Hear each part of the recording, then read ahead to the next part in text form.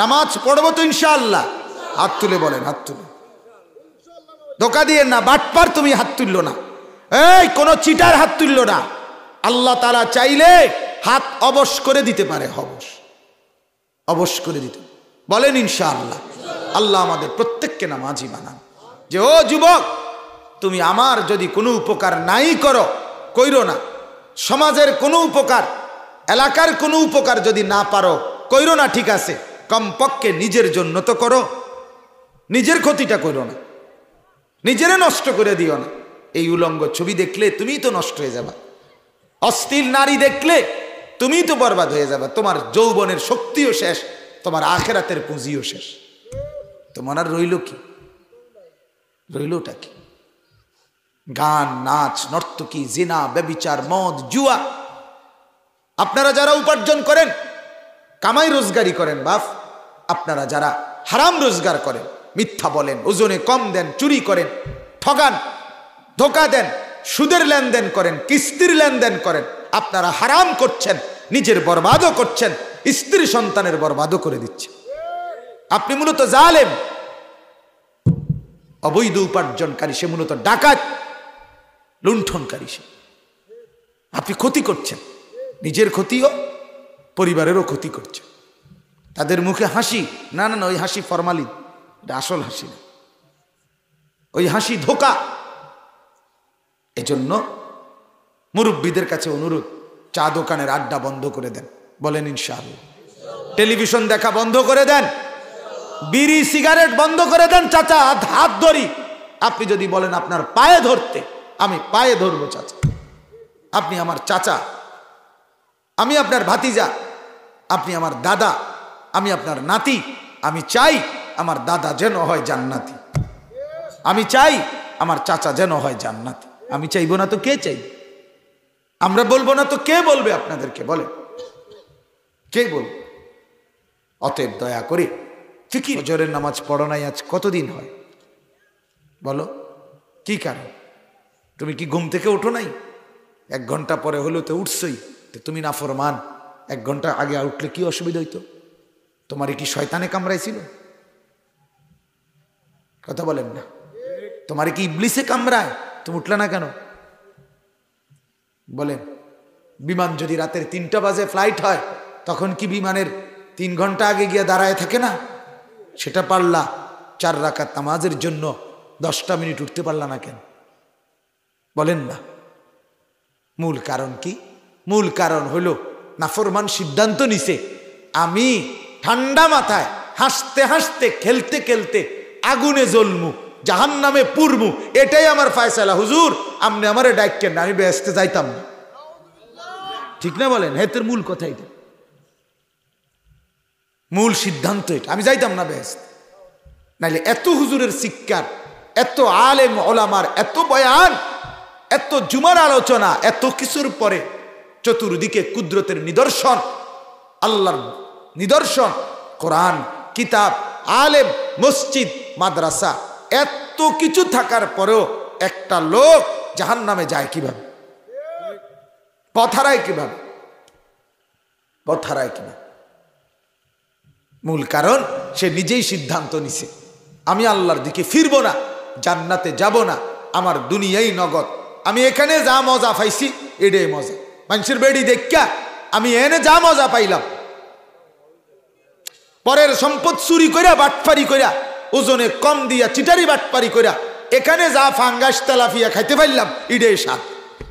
ঘুরে গেরা ফাঙ্গাস আর তেলাফিয়া, ফার্মের মুরগা আর কক মুরগা, পাতাকপি, ফুলকপি, টমাটো, ধনিয়া, কাঁচা মরিচ। যুবক ভাই, তোমরা অনেক ভাই দাঁড়াইছ, নিচে বসছ, আরেকবার হয়তো এই বন্ধু দেখা নাও হইতে পারে। আমি বলে গেলাম ভাই, অশ্লীলতার মধ্যে মজা নাই, সুখ নাই, গুনার মধ্যে তৃপ্তি নাই বন্ধু, মনের খেয়াল খুশি মতো চলার মধ্যে তৃপ্তি নাই। পৃথিবীর সমস্ত নারী উলঙ্গ করেও যদি তোমারে দেখায়, এরপরও তোমার আরো দেখতে মন চাই, তৃপ্তি হবে না ভাইয়া। কিন্তু হালাল স্ত্রী একজন দিয়েই স্বামীর তৃপ্তি হয়ে যায়। আমি খোলামেলা বললাম, একজন দিয়েই তৃপ্তি হয়ে যায়, কারণ হালালের মধ্যে তৃপ্তি আছে, হালালের মধ্যে সুখ আছে। হালালের মধ্যে আনন্দ আছে। মদখোর যে নেশা করে তার কোনো তৃপ্তি নাই, সে সারাক্ষণ নেশার লাগা পাগল হয়ে থাকে। জুয়া যে খেলে জুয়ারি, তার কোনো তৃপ্তি নাই, সে জুয়া খেলতে খেলতে বাড়ি ঘর ভিটা মাটি অনেক জানোয়ার বউ শুদ্ধা বেচ্চা না। আছে না জুয়ারি এরকম? আছে নি? তাইলে গুনাহ কি দেয় না?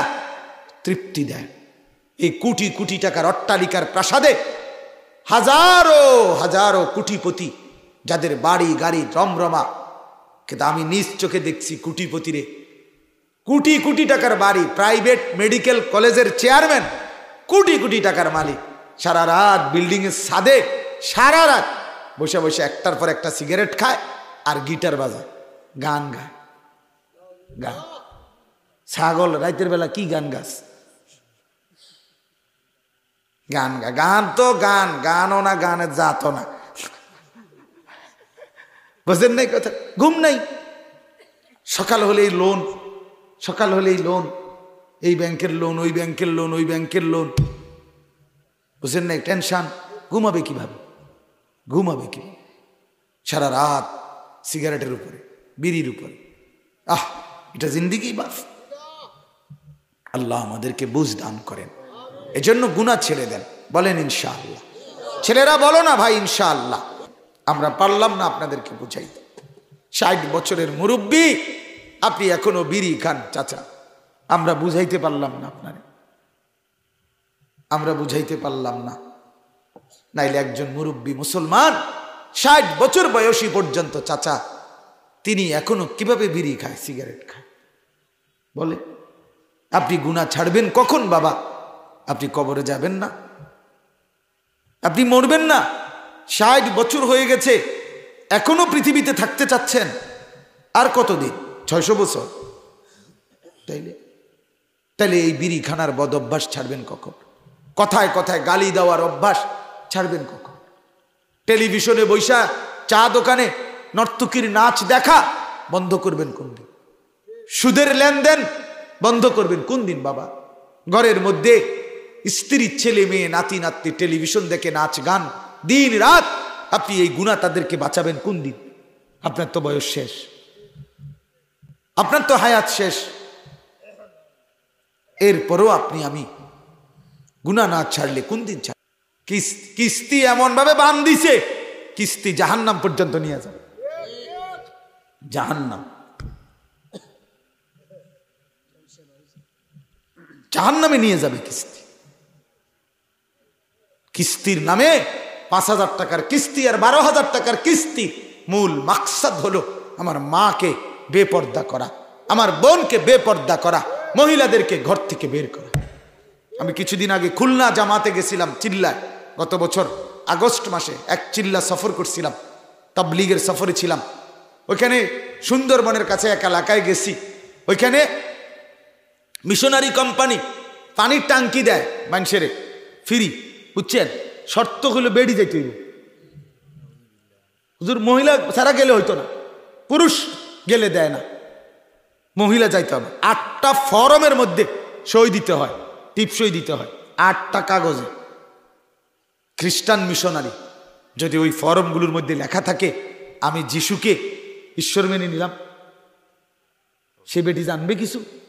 হে তো সই দরকার, হে তো পানির টাঙ্কি দরকার। আমরা 3 দিন ছিলাম সেখানে জামাত।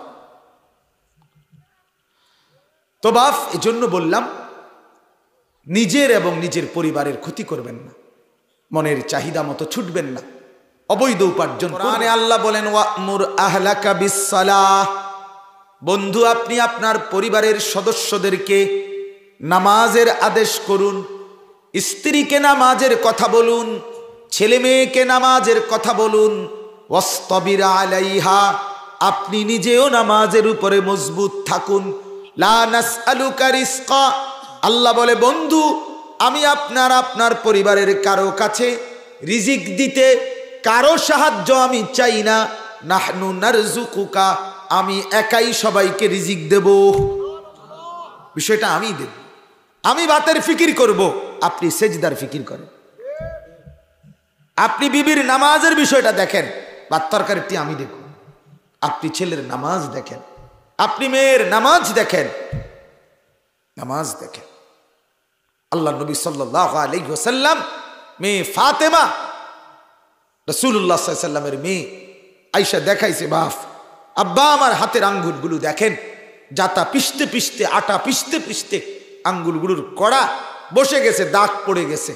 আব্বা আমার কাঁধটা দেখেন, আমি কূপ থেকে পানি উঠাইতে উঠাইতে রশির দাগে আমার দাগ পড়ে গেছে। আমার একটা দাসী দেন, একটা বাঁধি দেন আমার একটু সহযোগিতার জন্য, আপনার কলিজার টুকরা হাসান হুসাইনের সহযোগিতার জন্য। বাবা, আল্লাহ নবী সাল্লাল্লাহু আলাইহি ওয়াসাল্লাম বললেন মা। আহা, ফাতেমাকে বললেন, রাসূলুল্লাহর কলিজার টুকরা। নবী বলছে ফাতেমা তু বিদআতুম মিন্নি, ফাতেমা আমার দেহের অংশ, ফাতেমা আমার গোশতের টুকরা, আমার দেহের টুকরা। সেই ফাতেমাকে আল্লাহর নবী বললেন, ফাতেমা এখানে চাও না ওইখানে চাও, সুখ এখানে চাও না ওইখানে চাও, তোমাকে আমি এর চাইতে বড় সুখের সন্ধান, এর চাইতে বড় কিছু দেব ফাতেমা। ফাতেমা বললেন, আব্বা যদি এর চাইতে উত্তম কিছু থাকে সেটাই দেন। আল্লাহর নবী বললেন, প্রতিদিন ঘুমের সময় 33 বার সুবহানাল্লাহ পড়বা, 33 বার আলহামদুলিল্লাহ পড়বা, 34 বার আল্লাহু আকবার পড়বা। তো এই 3 তাসবিহ 100 বার পড়বা ঘুমের টাইমে। ফাতেমা এটা দাসী এবং বাঁদির চাইতে উত্তম। মেয়ে আসছে দুনিয়া চাইতে, বাপ দিছে আখিরাত। বলেন না, মেয়ে আসছিল কি চাইতে? দুনিয়া চাইতে আসছে, বাবা ফিরাই দিছে কি? এরপরে আরো মজার কথা শুনে, রিয়াজুস সালিহিন কিতাবের না আল আদকার কিতাব ইমাম নববীর আমি নিজে পড়ছি, হযরতকে দেখাইছি আমি আমার শায়েখ আল্লামা মুফতি মুশতাকুন নবী সাহেবকে। ওখানে আছে হযরত আলী রাদিয়াল্লাহু তাআলা আনহু, ফাতেমা রাদিয়াল্লাহু তাআলা আনহা যখন ফিরে আসছে ঘরে, আলী জিজ্ঞেস করছে, তো ফাতেমা বলছে, আব্বা জান আমাকে দাসী বান্দি না দিয়া এই 3টা তাসবিহ দিছে, বলছে এটা আমার জন্য দাসী বান্দির চাইতে উত্তম, এটা আমার আখিরাতের উত্তম পাথেয়। হযরত আলী বলছে, আল্লাহর কসম, ফাতেমা যেদিন আইসা আমারে বলছে এই 3 তাসবিহ পড়ার সময় ঘুমে রাত্রিবেলা, কসম আমি সেদিন থেকে, যেদিন বর্ণনা করছে আলী বলছে, আমি এই দিন পর্যন্ত আর কোনোদিন এই 3 তাসবিহ ছাড়ি নাই। হ্যাঁ, এরপরে আরো মজার কথা আছে, ওলামায়ে কেরাম বুঝবেন।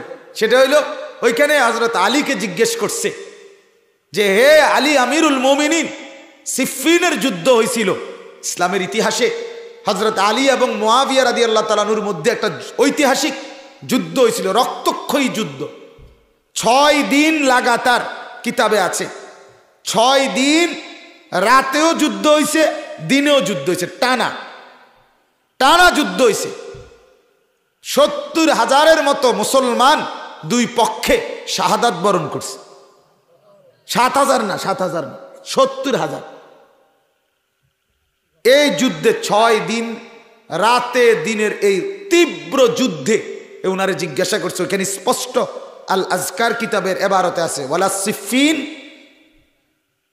আলীকে জিজ্ঞেস করছে, আলী ওই সিফফিনের যুদ্ধের 6 রাত যে সময় তীব্র যুদ্ধ চলছে, আপনি যুদ্ধের ময়দানের সেনাপতি, যুদ্ধ করতেছিলেন, ওই সময়ও কি করছিলেন?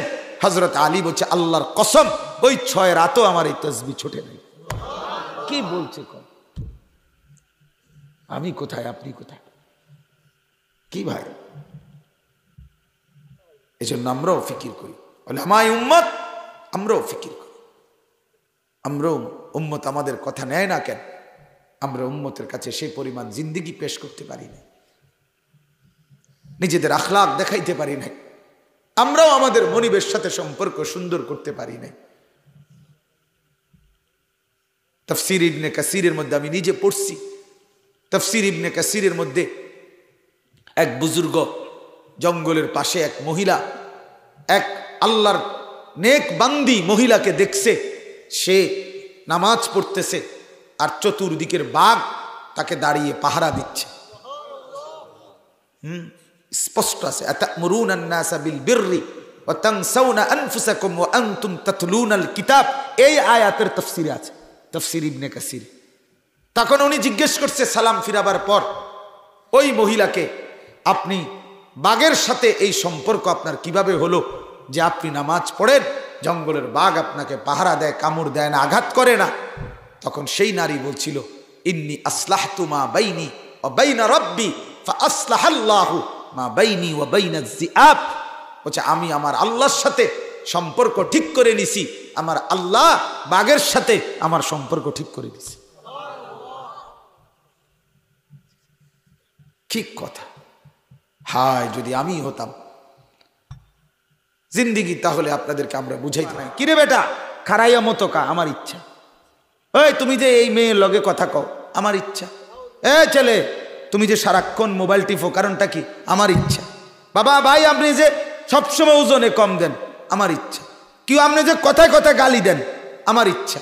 এই যে আপনি যে ওজনে সবসময় মানুষের সিটারি বাটফারি কমায় দেন, আমার ইচ্ছা। কথা বলেন কারে বলতেছি? মনে করেন এই বাটফাররে বলতেছি, তাইলে কি বোঝা গেল? তার উত্তর একটাই, আমার ইচ্ছা, আমার মন চাইছে। তাহলে এই ইচ্ছা আমার মন মতো। এখানে কোরআন কি, আবার এখানে হাদিস কি? অন্য কিছু মানি না আমি, আমার মনে যা চাই তাই করব। আল্লাহ বলে এই নাফরমান তার মনের ইচ্ছাকে খোদা বানায় ফেলছে। কি বানায় ফেলছে বলেন না? হযরত আব্দুল্লাহ ইবনে আব্বাস রাদিয়াল্লাহু তাআলা আনহুমা বলছে, মনের ইচ্ছা মতো যে চলে, এই মনের ইচ্ছাটাই তার খোদা। এই লোকটা একজন মূর্তি পূজক। তাফসীরে কুরতুবিতে আছে, সেও একজন মূর্তি পূজারী। আরেকজন মূর্তির পূজা যেরকম করে, এই নাফরমান মনের চাহিদার পূজা করে। কথা বুঝছেন কি না? এরপর আল্লাহ বলেন, এবার নবীকে তো দেখাইলো তারে, এবার পরিণতি বলতেছে। এবার নবী আল্লাহ বলে, বন্ধু তারে কি করতাম কর? আমি কি করতেছি শোনেন। আল্লাহ তাআলা বলেন, এক নাম্বার, ওয়া আদাল্লাহুল্লাহু আলা ইলমিন, তার কাছে কিন্তু আমি আল্লাহ সব কিছুর জ্ঞান পৌঁছাইছি, কিতাবও দিছি, বুঝাইবার মতো আপনাকেও পাঠাইছি, পরবর্তীতে আলেমও দিছি, সর্বযুগে সর্বজামানায়। আচ্ছা আপনারা যারা এখানে আছেন, আপনারা এই যে আল্লাহর যে একটা কিতাব আছে কোরআন, এটা জীবনেও শুনছেন না যে এরকম একটা কিতাব আছে খোদার, যেটার থেকে আমাদের দিক নির্দেশনা আছে, জান্নাতে যাওয়ার পথ আছে, এটা জানেন নাই, আজকেই প্রথম শুনছেন। এরকম ভাগ্যবান একটু হাত উঠানছে একজন? কথা বলেন না, আছেন এমন কোনো ভাগ্যবান? না, আপনি জানেন। আপনি কি জানেন যে আমাদের জন্য আল্লাহর পক্ষ থেকে একটা কি আছে? দুই নাম্বার, আপনারা এমন কে আছেন যে জানেন না যে আমরা কোরআন বুঝার জন্য, জান্নাতে যাওয়ার জন্য, আমল চিনবার জন্য বুঝাইয়া দেওয়ার মতো আলেম নাই, বুঝানোর মতো কোনো লোক নাই? এরকম মহল্লাবাসী কেডা? হাত উঠান তো। কথা বলেন না। আল্লাহর জমিন আল্লাহ এভাবেই সাজাইছেন, জমিনের যেখানেই মানুষের অস্তিত্ব, ওয়া জাআকুমুন নাযীর, আল্লাহ বলে ভয় প্রদর্শনকারী, আখিরাতের কথা বলা, জাহান্নামের কথা বলা, পরকালের কথা বলার মতো ভয় প্রদর্শনকারী উপযুক্ত বান্দা প্রত্যেকের কাছে আমি পাঠাইছি। কথা বলে, আজকে নতুন করে আমার থেকে শুনছেন, এটা কি? এমন কিচ্ছু নেই। নামাজ আপনার আগের হুজুর যা বলছে 5 ওয়াক্ত, আমি আসছি যেহেতু কুমিল্লার থেকে, কাজে আমার মতে 6 ওয়াক্ত। মাতলেন আমি নতুন কি কইলাম? তাই কুমিল্লার থেকে আইয়া কি লাভ হলো? কথা বোঝেন না? নতুন একটা বেজালে যদি না লাগাইতে পারলাম তো কি তামাইলাম আর? কথা বলেন না। না, কথা তো পুরানাই, ঠিক কিনা বলেন না? আপনার কানে পড়ছে কিনা বলেন? মিথ্যা বলা মহাপাপ, এটা আজকেই প্রথম শুনছেন?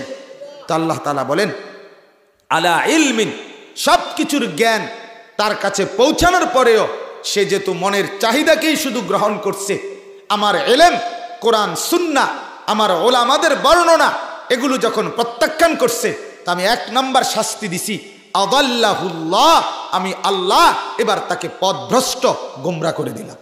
যা, ঠিক আছে, যা, ঠিক আছে, চল, তুই দিলাম তোরে ছেড়ে, তোর রশি ছেড়ে দিলাম, যা, তুই এবার যেটা মন সেটা কর, তুই এবার ঠ্যাং আলগি দিয়া ফেসাব কর, বলে ঠ্যাং ফালাইয়া কর, তোর যেটা মন কর, যা। 1 2, ওয়া খাতামা আলা সামঈহি ওয়া কলবি।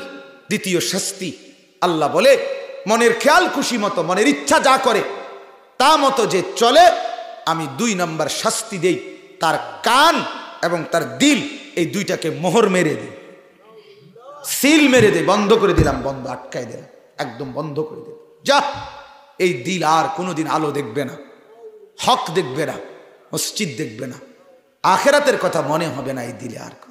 এই কান আর কোনোদিন আল্লাহর কথা শুনবে না, বুঝবে না কিছু।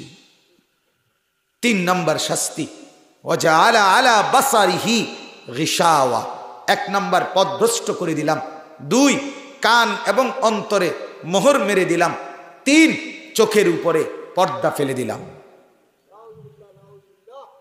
কে কাকে? যে সিদ্ধান্ত আমার ইচ্ছা যা হয় আমি তাই করি, আমার ইচ্ছা। আপনি আপনার ঘরে টেলিভিশন নিছেন কার ইচ্ছায়? আপনার ইচ্ছা নাকি কোরআনের সিদ্ধান্তে? আপনি বিড়ি সিগারেট খাচ্ছেন বছরের পর বছর, কার ইচ্ছা? আপনার ইচ্ছা নাকি কোরআন হাদিসের ইচ্ছা নাকি আলেমদের সিদ্ধান্তে? কথা বলেন না। আপনার স্ত্রী বেপর্দা, আপনি মেনে নিচ্ছেন, এটা আপনার ইচ্ছা, এটা আমরা বলি না। আপনি অবৈধ রোজগার করেন, আপনার ইচ্ছা। মনে রাখেন, গুনাহ যদি লম্বা হয়, প্রতিদিন একরকম, 30 বছর একই রকম সিটারির ব্যবসা, 20 বছর প্রতিদিন আপনার ঘরে রঙিন টেলিভিশন চলে, 30 বছর আপনি একই রকম বিড়ি সিগারেট খান, 30 বছর আপনি একই রকম গালিগালাজ করেন, বোঝা গেল গুনার উপরে যদি কেউ দীর্ঘদিন একই রকম থাকে, আহা ভয় হয়, না জানি আল্লাহ তার দিল বন্ধ করে দিল কেন। নাহলে ইমানদারের দিল তো গুনার কারণে ছটফট করার কথা। কথা বলেন না, কথা তো ছিল কি করার কথা? ছটফট করার কথা ছিল। ছটফট করে না কেন? গুনাহ এত বারবার করার পরে। যুবক তোমরা বলো ভাই, নওজোয়ান দাঁড়িয়ে আছেন, বসে আছেন, যে যেভাবে আছেন আমার কোনো আপত্তি নাই, শুধু ভাবো ভাইয়া ছেলেরা, তোমরা নওজোয়ান, তোমাদের কাছেও বলি বাপ, ওই চাচা বুড়ো হইছে, এই চাচা বুড়ো হইছে, এই কারণে ভাইবো না তুমি বুড়া হবে না রে বন্ধু, না বাপ। সবাই বুড়া হয় না, সবাই দাদা হয় না। আল্লাহ তাআলা প্রত্যেককে বৃদ্ধ পর্যন্ত হায়াত দেয় না, দেয়? কথা বলেন না, দেয়। জওয়ান মানুষ মরে না, 12 বছরের বাচ্চা মরে না, 18-20 বছরের যুবক মরে না। তাইলে কোরআনে আছে, আল্লাহ বলছে ওয়ামিনকুম মান ইউতাওয়াফা মিন ক্বাবলু, আমি আল্লাহ তাআলা অনেককেই বৃদ্ধ অবস্থায় পৌঁছাবার আগেই মৃত্যু দিয়ে দিই। কোরআনের আয়াত। আপনি কবরে যাবেন বাপ, আপনি কোনো সন্দেহ নাই হাসরের ময়দানে দাঁড়াইতে হবে। আল্লাহ তাআলা বারবার এটা বলছে, বাপ ওয়া ইলাইহিন নুশুর, আমার কাছে ফিরতে হবে। ওয়া ইলাইহি তুহশারুন, আমার কাছে জমা হইতে হবে। ওয়া ইলাইহি তুরজাউন, আমার কাছে ফিরে আসতে হবে। ওয়া ইলাইহিল মাসির, আমার কাছে প্রত্যাবর্তন করতে হবে। ইলাল্লাহি মারজিউকুম জামিআন, তোমরা সকলেই আমার কাছে প্রত্যাবর্তন করতে হবে। সুম্মা তুরাদ্দুনা ইলা আলিমিল গায়বি ওয়াশ শাহাদা, তোমাদেরকে ফেরত আনা হবে সব জাননেওয়ালা মালিক আল্লাহ পাকের নিকটে। এইভাবে কোরআনের পাতায় পাতায়, সূরায় সূরায় আল্লাহ এটা বলছে, এরে বান্দা বিশ্বাস কর, এখানে থেকে লন্ডন থেকে আমেরিকার থেকে আটলান্টিক মহাসাগরও যদি পার হইয়া ওই পারে বাড়ি বানাও, ওই পারের জন্য চিরদিন চলে যাও, ঘুরে ফিরে যেখানেই যাও আমার কাছে আসতো না। এলাকায় আর আইলা না, গ্রামে আর আইলা না, দেশে আর আইলা না, লন্ডনে বাড়িঘর করে সেটেলড হয়ে গেলা, কোনো অসুবিধা নাই। আমি লন্ডনও চিনি, আমি সিলেটও চিনি। কথা বলেন না, লন্ডনে তুমি কোনানে আসো এটাও আমি জানি, সিলেটে কোনানে আসো এটাও আমি জানি। হ্যাঁ, আমার কাছে আসতে হবে, আমার কাছে ফিরতেই হবে। ইন্নাল্লাহা সায়ুকাল্লিমু, হাদিসে আছে, নবী বলেন আল্লাহ তাআলা প্রত্যেকের সাথে হাসরের ময়দানে, দোস্ত, যুবক ভাই, মুরব্বী বাপ, আল্লাহ নবী বলছে একজন একজন করে আল্লাহ কথা বলবে প্রত্যেকের সাথে হাসরের মাঠ, একজন একজন। ফালা আনসাবা, কোন আত্মীয়তার সম্পর্ক থাকবে না। ওয়ালা ইয়াতাসাআলুন, কেউ কাউকে কিছু জিজ্ঞেস করবে না, আলাদা আলাদা, যাও তোমারটা তুমি যাও। যাও একজন একজন দাঁড়াও। ওয়াকিফুহুম ইন্নাহুম মাসউলুন, আল্লাহ ফেরেশতাকে বলবে এর দাঁড় করাও, এখানে একে জিজ্ঞেস করা হবে। এখন আল্লাহ তাআলা আমল নামা সামনে নিয়ে আল্লাহ নিজে বলবেন, বান্দা দেখো তো, লিমা ফাআলতা হাদা, এটা কেন করছো? লিমা ফাআলতা হাদা, লিমা তারাকতা হাদা, এটা কেন ছেড়ে দিছে বান্দা? ঠিক কিনা বলেন না? আর কি দুনিয়া কি ভোগ করছি আমরা? খুব বেশি কিছু বাপ বলেন না? জঙ্গলের বাঘ ভাল্লুক এগুলোও তো দুনিয়া এর চাইতে বেশি ভোগ করে, এর চাইতে। জঙ্গলের বাঘ সে তো কোনো বেলা ফাঙ্গাস খায় না, তেলাপিয়াও খায় না, প্রত্যেক বেলা গোশত খায়। তার হায়াত যতদিন গোশত ততদিন। আপনি খান প্রত্যেক বেলা গোশত, তা আপনি কি দুনিয়া ভোগ করলেন বলেন? দুনিয়া বেশি কি ভোগ করছে? সাগরের একটা তিমি, আমাদের চট্টগ্রামের বিখ্যাত আলেম আল্লামা ডক্টর আফম ও খালিদ হুসাইন দামাত বারাকাত, বাংলাদেশের বিশিষ্ট গবেষক আলেম, ওনার বয়ানে আমি একদিন শুনছি, হযরত বলছেন, গবেষকরা বলছে একটি তিমি প্রতিদিন 200 মানুষ, যুবক যে পরিমাণ খাবার খায়, একটি তিমি একবারে ওই পরিমাণ খাবার খায়। আপনি বলেন, আপনি বলেন একটি হাতি, হযরত বলছেন 250 কেজি খাবার প্রতিদিন খায়। 250 কেজি হাতি 90 লিটার পানি খায় প্রতিদিন। উনি বলছেন আপনি 250 কেজি খাবার। এবং হযরত আজীব কথা বলছে, আমার খুব দিলে লাগছে এই কথা। এটা দেখেন এত বড় হাতিটা, সে এই কলা গাছের পাতালতা প্রতিদিন আল্লাহর পক্ষ থেকে গড়ে 250 কেজি খাবার খায়, কিন্তু এতটুকু খানা দরকার তার এক এক বেলায়।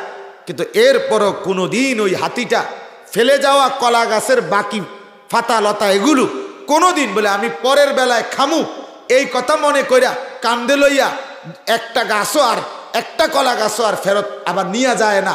যা খাইছে তো এখানেই খাইছে, ফেলাইয়া গেছে, আর এগুলো কান্ধে নেয় না।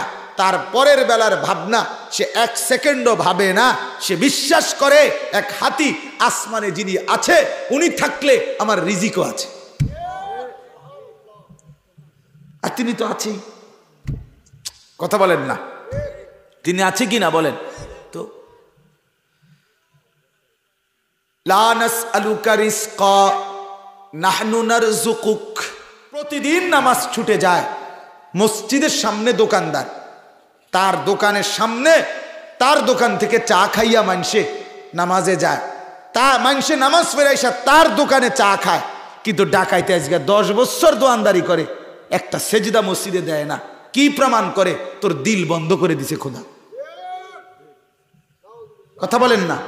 নাইলে তোর কলজার ভিতরে একটা বার নামাজ পড়তে মন চায় না। তুই মানুষ? নাউজুবিল্লাহ। আল্লাহ মাফ করে দেন, আল্লাহ মাফ করে দেন। শেষ কথা আল্লাহ বলেন, ফামান ইয়াহদিহি মিন বাদিল্লাহ। আল্লাহ বলে, বন্ধু আপনি বলেন তো, আমি যদি কারো দিল বন্ধ করে দেই, আমি যদি কারো কান বন্ধ করে দেই, আমি যদি কারো চোখে পর্দা ফেলে দেই, আমি যদি কাউকে পথ হারায় দেই, পথভ্রষ্ট করে দেই, এবার আমি আল্লাহকে বাদ দিয়ে বলেন তো বন্ধু তাকে হেদায়েত কে দিবে? আল্লাহ বলছে, ফামান ইয়াহদিহি মিন বাদিল্লাহ। আমি আল্লাহকে বাদ দিয়ে হেদায়েত কে দিবে? হেদায়েত দেয় কে? ওয়ালাকিন্নাল্লাহা ইয়াহদি মান ইয়াশা। আল্লাহ বলেন হেদায়েত তো বান্দা আমি দেই। আমি যদি ফিরে যাই, আমি যদি তোমার থেকে উল্টে যাই, আমি যদি তোমার কান বন্ধ করে দেই, আমি যদি দিল আটকায়ে দেই, আমি যদি চোখে পর্দা ফেলে দেই, তাইলে এবার হেদায়েত কে দিবে? আফালা তাদাক্কারুন। আল্লাহ বলে বান্দা তবুও কি উপদেশ গ্রহণ করবে না? তবুও কি বুঝবা না? তবুও কি খেয়াল করবা না?